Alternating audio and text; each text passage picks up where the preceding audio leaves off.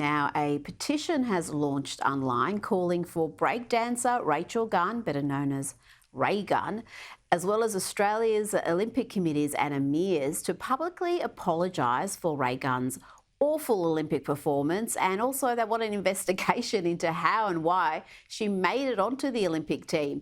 Joining me now is Adam B. Coleman, founder of Wrong Speak Publishing and also an avid breakdancing fan. Now, you have written about this issue, you know your stuff, and you've insisted that the academic class are defending Ray Gunn's performance because she's a symbol of their bubble world. What do you mean by that? Yeah, the bubble world of academia, what often happens is they try to cover for each other, and they see that she has a status of having a PhD in some form of dance culture. And so for them, they'll do anything to cover for them. They'll applaud her for her efforts when the Olympics is not about giving it your best effort, it's about winning. It's about the best of the best. There's meritocracy involved. And from what I can tell, there's a level of, it doesn't feel like meritocracy looking at the qualifiers that led for her to end up there. I was just watching it just before we started filming, and clearly the person she was going up against was better in those last three rounds. And it doesn't make any sense to me objectively as to why she was chosen over someone who is literally half her age, more skilled, has more athleticism than her. For one particular round, Rachel didn't even get off the ground. She was physically doing floor work. She didn't do anything acrobatic, nothing whatsoever. She wasn't nearly as creative. I will say her qualifying wasn't nearly as bad as her Olympic performance, but that's not a very high bar. Well, yeah, there is a sense of entitlement, it seems. I don't know if that is because of her academic background, but you did write that she can't PhD her way into being supremely athletic. And you also note that internationally, breakdancing or breaking is highly competitive, it's athletic, it's creative. People have to have enormous skill. So again, how did she qualify? You said you've looked at some of those qualifiers where her opponents seem to be better.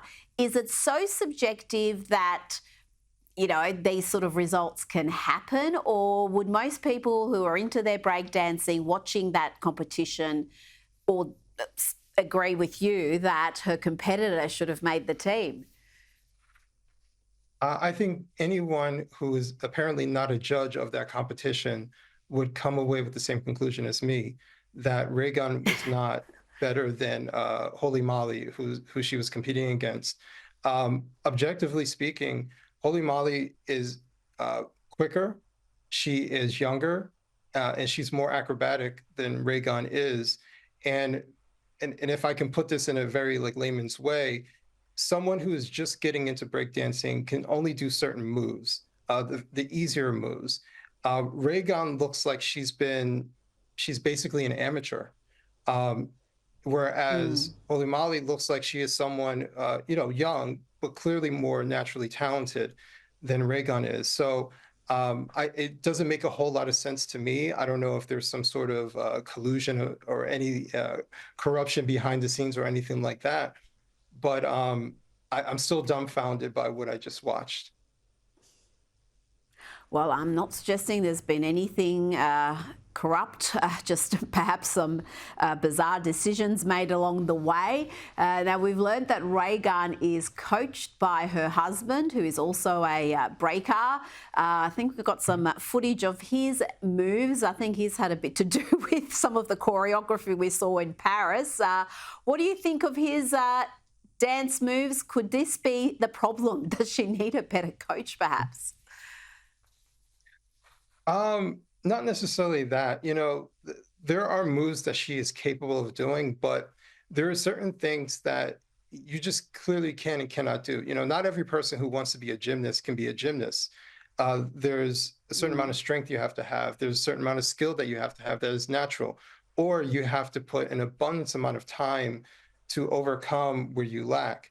I just don't think by her age to do the type of things that she's doing, she's basically at a geriatric stage of any breakdancer.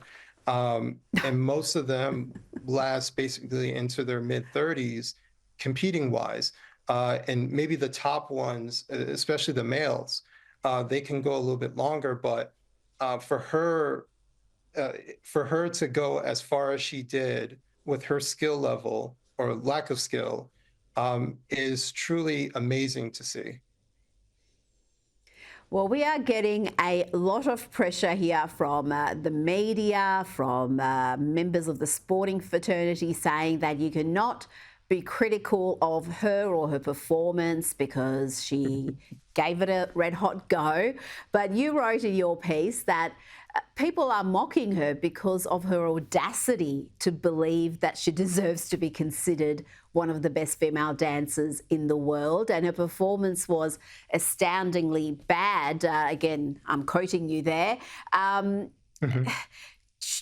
Do we have participation trophies at Olympic level? Is this what we're basically talking about? We're saying, well, she's older than the other dancers. She's perhaps not as experienced in actual dancing. She might be experienced in writing academic papers about dancing. Is this a participation trophy at Olympic level? Yeah, and part of me thinks this is a little bit of licking the wounds for Australia, because it is embarrassing to see. So I think the reaction is to say, well, at least she gave it a go. Listen, Australia is not known for its breakdancing. You hear those type of excuses, but the reality is we wouldn't do this for any other sport, especially an Olympic sport. We wouldn't make these type of excuses. The reality is that she's not nearly as good as her competition. And listen, when it comes to the Olympics or any sporting event, someone's going to come in last place. So it's not about her coming into last place, but it's what she did and how she represented herself and her capabilities while competing. And like I was saying before, her qualifying rounds, to make it into the Olympics was actually better than what she performed at the Olympics. So, and I don't even think it was nerves. I think she was trying to be overly creative because she knew she's not as skilled as the other dancers. But by trying to be so creative without the skill makes you look very goofy in breakdancing. It just completely falls apart. There's creativity is very important in breakdancing, but you have to follow it up with something else. I think that's the word, Adam, goofy. I think goofy sums it up beautifully. Adam B. Coleman, thank you so much for your time this evening.